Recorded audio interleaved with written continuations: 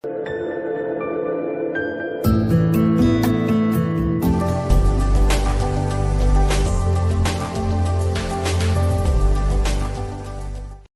สังนิสมนิปฐุมจุลัยนิสมเลปันนีอันนี้Rainbow Mizo Channel ทิรตูเลง่ายทัดูจงเตอินจะวายินจิบายกันบุกเท่าอาจูตุนตุมาฮิยนมณิปุรสเตตาโซฟาเตนฮาร์สัตนั่นเลตรนรับทักตักไม่หันตรวางามิโซรัมมิปุยเตนกันตรปุยนั่นเลกันลุงออยเหล่านั่นเตลันติรนตูริน Zo Reunification Organisation ZORO จวน Protest อันห่วยหัวตาวินโปรแกรมฮีวานาปาฮอลกอดไอโซลาในตูร์ฮันนี่รัวลินมิโซมิปุย Protest ชะกัลคอมเตฮีกันทัดนิมเดวตากวังเลเริ่มจันจกนาวางิน Transport Office กตา Protest ในน้ำมันตูร์ฮีซอนฮันนี่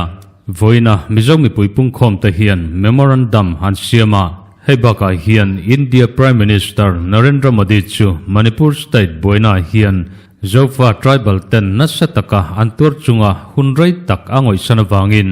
alim efiji chu hal ania nunau te anhim thaina tura anun na hial hlantu Zofa pasaltra David Triak lutan tu meitei pa chu alim efiji hi hal ani boka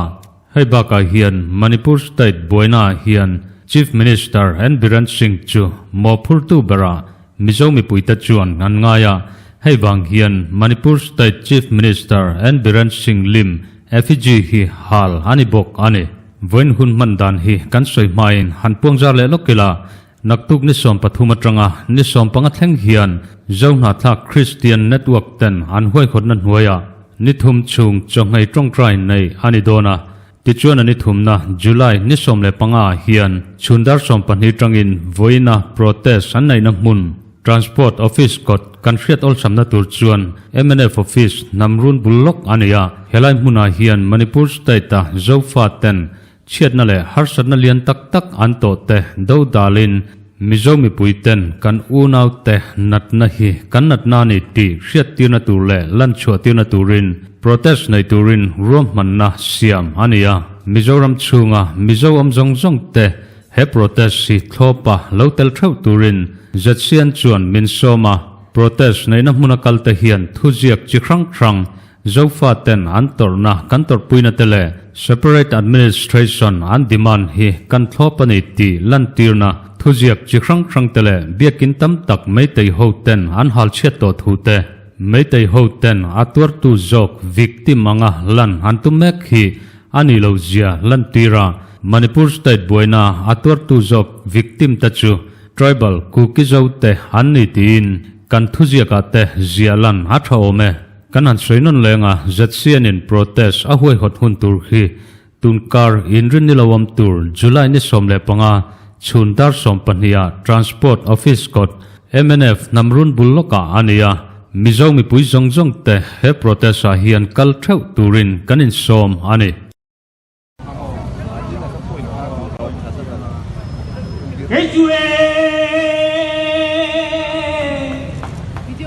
Biputina Shangayo Hian Chan Kingam Ralpha Kamningaye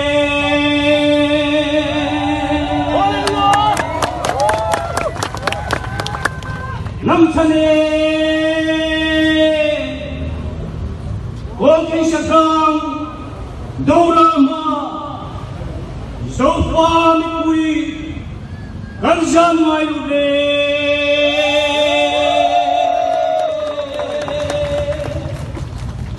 Zofa Mipui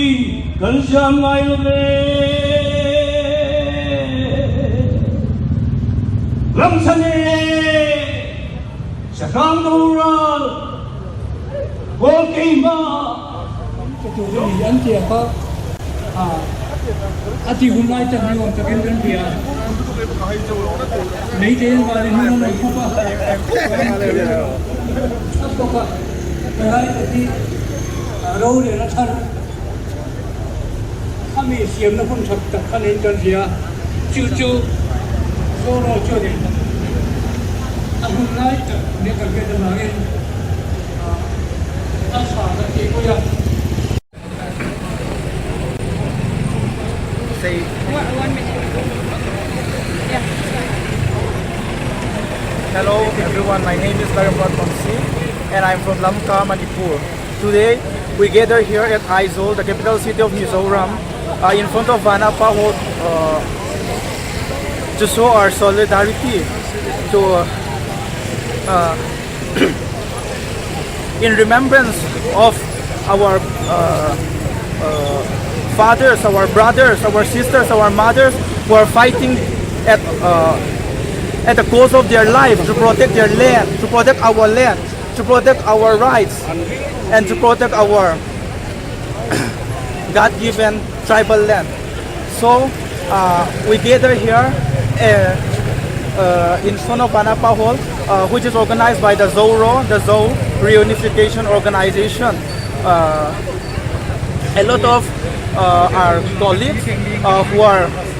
finding shelter here at Aizawl because our education system has collapsed in Lamka. We can no longer go into college, and we are only left with the choice of getting out of the town and studying here for a future, so that we can get education to build our land, our administration. So we are left with no choice, and our brothers, our sisters are fighting there in Lamka, and we every minute, every second of a life here is useful for in the thoughts of them. We think them every minute, every second, and today the least we can do is gathered here and holding up placards and shouting for our land. So thank you. Yes, after all, are we not citizens of India? Are we not concerned? We are citizens of India. Or are we not? I end this with a question. Are we not citizens of India? The Zo people of Manipur, the Meiteis of Manipur. I ask again of our Prime Minister, Mr. Modi, are we not Indians? Do you not consider us Indians? Do you not care? You know, our Prime Minister has never been so eloquent as he is now. The silence, eloquence of silence. Thank you.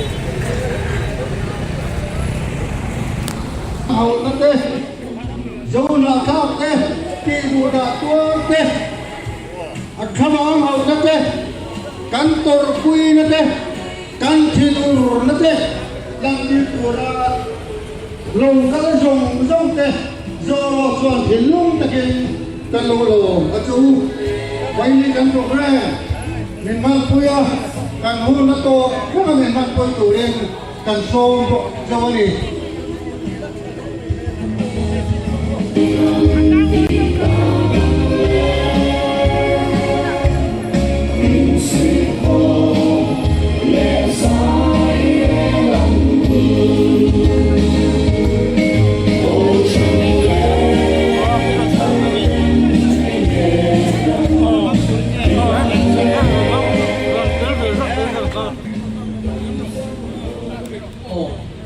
Kan hun tia chunda som panik alo rita a program kan chan don anga voinia Manipura kan una te khavang hauna or puina le nun na chan te su na hun mang tura lo kal song song te ZORO chuan kan lo lom chewa voina kan hun man tura hian ato khenga el turin kan som chewani kan program man dang tu thak tu hi kan chia putame suai tu hi pu mai ka laram sanga ZORO chalai headquarters vice president kan ya hun se ninman sak turin pu mai ka lar kan moya ZORO headquarters treasurer an yanga kan president pu ar sangkoi ne train tu soi kan ngai khanga nun na chan te su na hun kan hanganga min boy pu sak turin pu mu biak vela vice president ani anga chong chai rual na hun kan manganga purong hing tha to ni Vice President min kai suayanga ti chuan resolution dang val elram din lian ren khai General Secretary nen kan nei bokanga la do cham turin pubi la kheng liana sarun salem ve kan so manga chumi kan man so a chuan atopa Manipur Chief Minister Biren Singh Lingte Prime Minister Narendra Modi Lingte Mizo Tangval David Triakalu Tantu Limte kan haldo nani chutiang tu chuan voine yen hun tuan ani kan kalkom chan kan shrenga Manipura kan unaw Zofa unaw te may baka tribal ten har san sang ti du danate an tuara an khabang ho tu kan om vea kan shrenga ni ti voine kan tidunga thare shera ka du khop mai hun se minman sakturi Pu Michael Tanmoya Treasurer ZORO General Headquarters in Osoma Sari Chang Hua Chang So Pakhat Yellow Tiarang U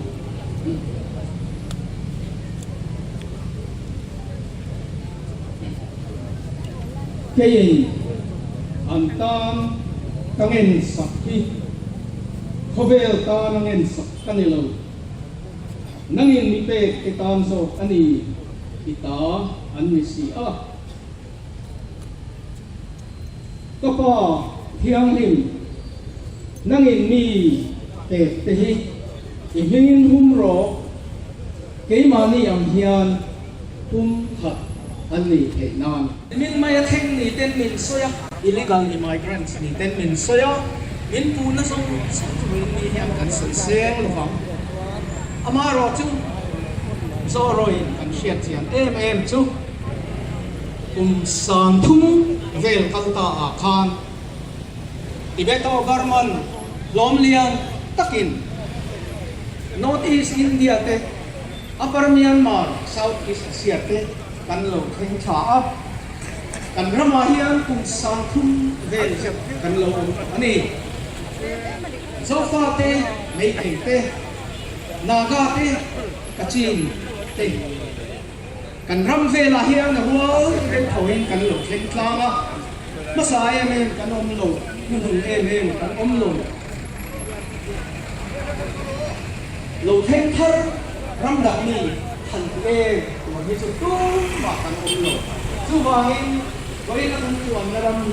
kan ro nge ya di hi ZORO hian kan soi mon te ani chuan Sinaw kan sansin khachiara khan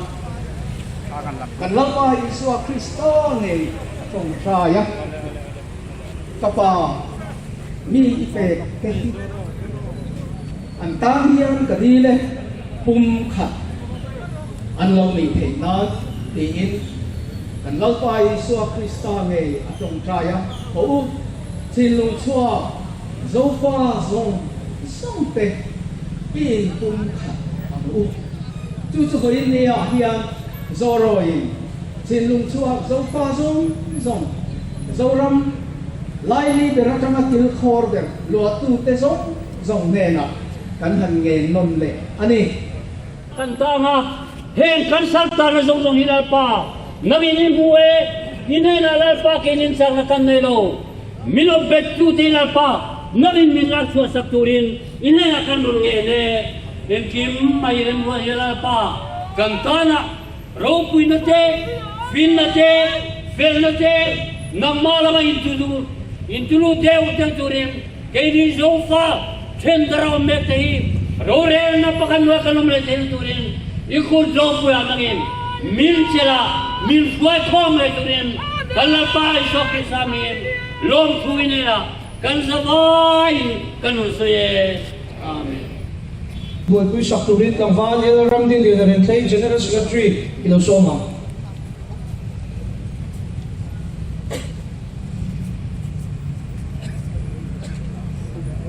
buat Jerman le Hoina hunron mangdu zong te masai chibai kan buk chawani Hoina hian pathian kanawa pathianin kan au o angai tha voina kan pun khom he at hon lo wang te he kan ring hel lo kan ring klat bo kan ni sun na hun kan mang zau to wa tawrhpuina hun kan mang to bo ka thawang hau na lam bang hoi ila thain kan han sia voina hian thu toi soi zo lama resolution kan sia mang te kan pastura te bo ngai la thau me Manipur abuaya kanunau ten harasat na nasat na kanto ka voina hian Mizoram mipui kan che thakop mai de he han sei masak kan dua Mizoram sarkarin atheyang to kin abeya mipui na kan riat phak lo thil tam tak po adine voina hian ZORO chu sarkar chunga lom he diha kan sei dua NGO kan che thai ma central way me branch way me che thra zirlai pol kun che thaboka tin pol dang po Manipur boida kanuna te har sane to chungcha ai hian Mizoram hian kan ti tur hi kan latify vekin kan ria voina hian lom thu ZORO ang te poin ka han soi ani then ZORO chu kan riat angin Zofa te khovel mun sang a om kanin sui khoma lungrual taka kan chen howa ro rel na pakhat nuai kan om thei na na malatu ania nama khiar bi kan nei lowa Zofa a khiar bi anei lo ni ti he voina hian han sei lon le kan duwa tun kan u nau boi chung cha nga po Kuki-Zo hi Mizo an intidu si lowa mar ta hi Mizo an intidu si lowa eng wangin nge kan lo puyang ti zo na tam ta ko ma ni voina hian kan sai du lai chu Mizo an intidu le du lo lampang ani lowa thi sana in zom chin lung chuak chul khat kwal u nau kan ni na zo ka hi voina hian apoi mo ni unau vek kan nia kisada in zom kan nia chul khat kwal chin lung chuak kan ni Kuki in har satna nei tha ka har satna ni paite poin har satna nei chuan ka har satna ni chuti angin chi dang poin har satna nei ka har satna ni ti he abi takin Mizoram state chunga thalai te hian riai la kan du kop mai ti ka poin pakhat an sei le du ni then voina hian polang te sarkar ang te NGO ang te poin ma kan na sa alo bom khop mai voina kan sai du pakhat chu voina hian kan milar kan nei ang chi te po hian ma la vero social media kal tlang te po hian kan u na te tan puina tu hi ron puang chuak vero kan zai thiam milar te kan bangoi en ti voina hian kan mu dan ani apol anga kan ti sat rualin ami mal anga kan halak na ko hi bro kan ti ka voina hian kan sei lom le duwa then kan sei le duwa chu tun Manipur buaya hian biak in an be na sai em maya sun na huna han kan thia zathum chuang tin sia ta ni lo ni Christian le Christian lo in beina ni ti hi voina hian ka sei do ni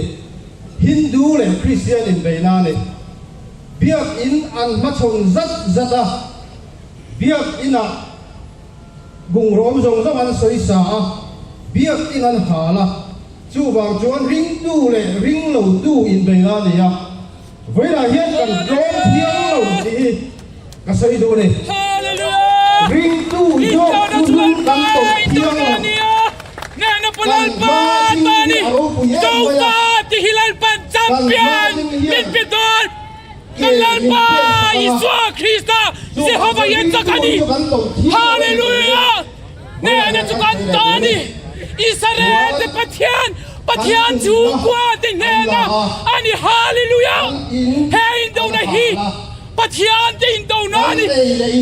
hallelujah khoi la hian an hal bo ka ni chen na in nei lo chan nem ta kan oma ras lam chan nem ta kan lo dong songa khoi la hian apoi ka ti khop mai khoi la kan soi du le chu Christian te pathian hian kan au o hi fianga mang min so manga he zo nam hi ana ding chu to na ni de zo ra mi to kan chia na bo ko mai then tu sai vak kha ka lam do ne ka kan sai le du chu mei te kan u nau ten Manipura in luling tapin an sarkar len trang ko bin zona kha khuan hala kan nulan pong suala pitar pong suala nu pong suala ni hoina Mizoram state suwa thalai kan khela ga du chu Mizoram chu a hian zalen takin enwangin nge mei te te doran la hom thei khulaya nuam ti takin na tinge na kal thei Mizo te hi kan lo van fel ta em ka te ne voina hian kan thi tu hi awan se ta lo em ka te ne voina kan hi chuan zalen takin lo to su se Mizo thalai te an thinarin ne to wa Mizo thalai ten ken on pe ve do na Mizoram chu mai te te chu thamuang takalom to lo turin voina hian kan thiat ding bang ni de se la a thau me ten a to per na na kan soi le du chu Manipura buai na tuan chung buai na oma Barmaral Plantene in Anlo de Unanea, Bangladesh Plantene.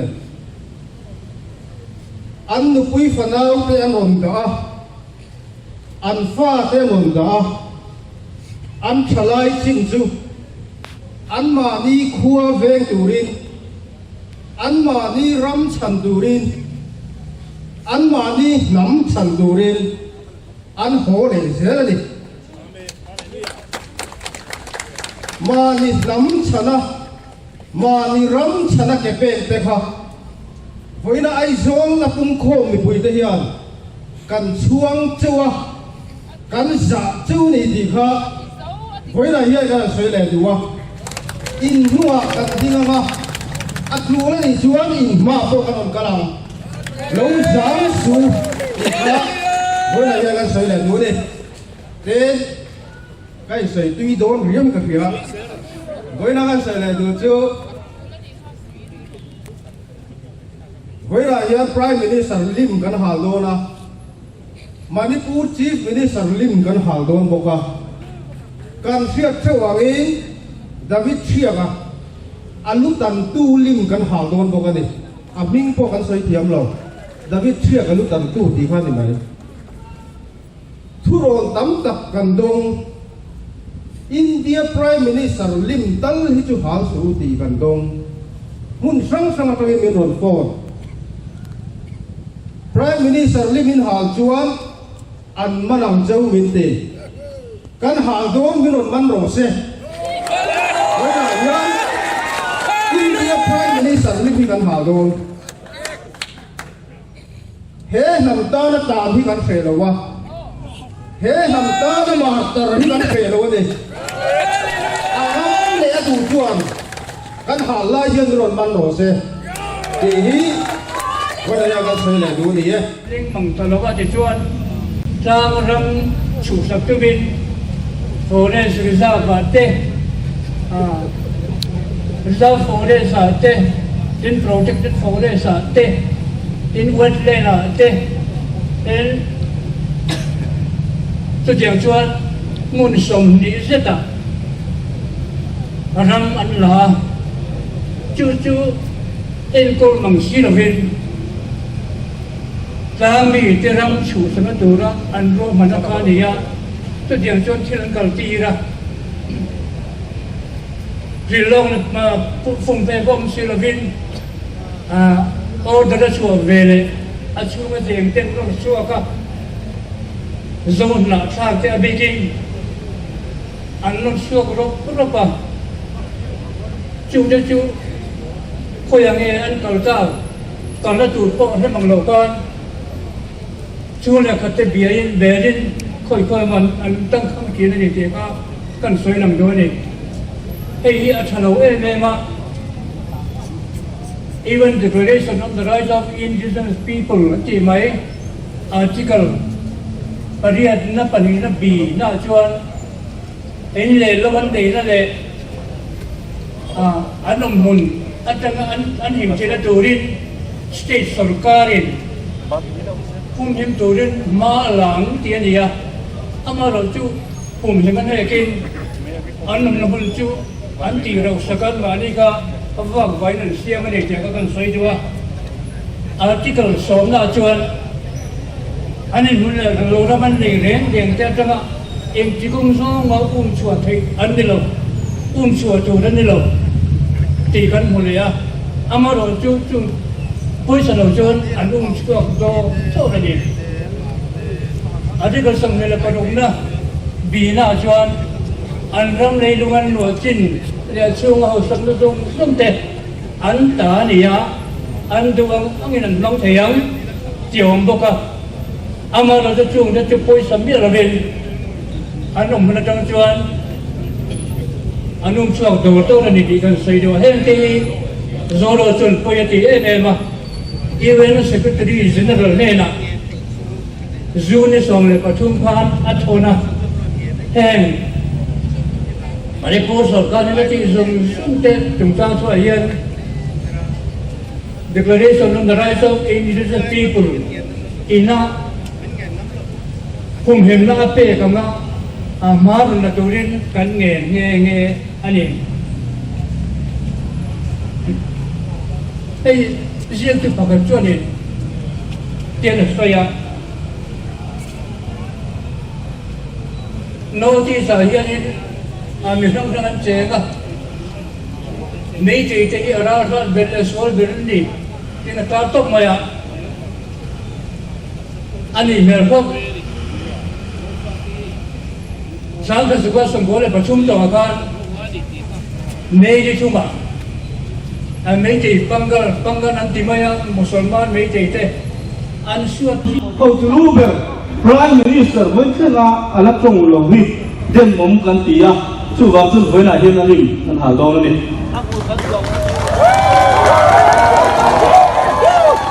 silent một đi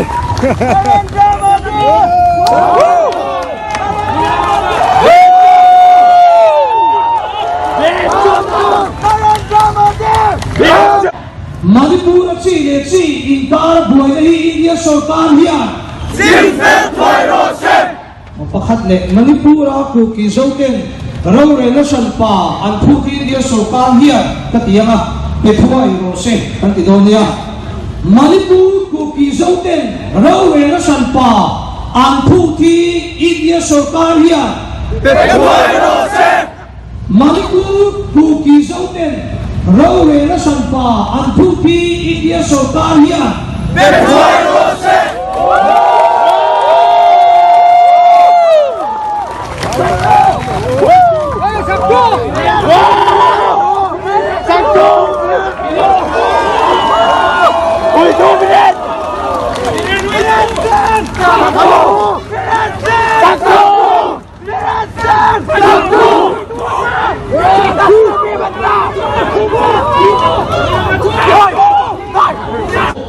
Kan ram hậu từ lúc về Prime Minister vẫn chưa là alap trong lòng vi dân mong cần tía chú vào chú với lại hiện anh hà đo lên đi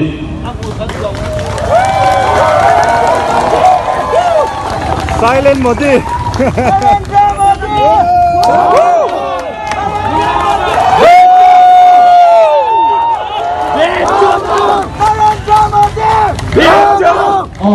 kuna chuan zo tangval David thiak lu tan tu an ha le do ni an ha uma se sa no so mang vice president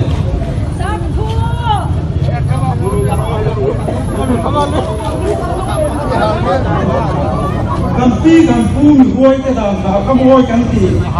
เทียนชั้นเทียนน้ำเขาทีอันเฮียทั้งยกสีเอาตักเน่ไม่หาที่กันตัวไปละเฮียนว่าเซรามินอามากันบุเทโรฟามินเดมิเทียกะถ้าเราทำวงอาจงงานบาร์บารีนกิลเลอร์ไม่ได้มีส่วนป่าลิมดีหาอะไรเนี่ย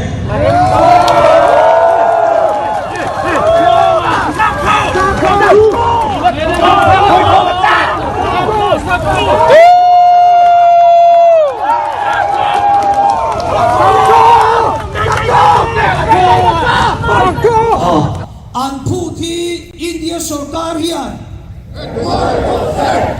มณิปุรกูกีโซเต็นเราเรนสันปาอันผู้ที่อินเดียสรการเฮียนอะไรขัดที่ส่งข้าฝอยนะหุ่นกันบันไทยชูอันนี้อ่ะกันหุ่นง่ายไปหมดเราก็ส่ง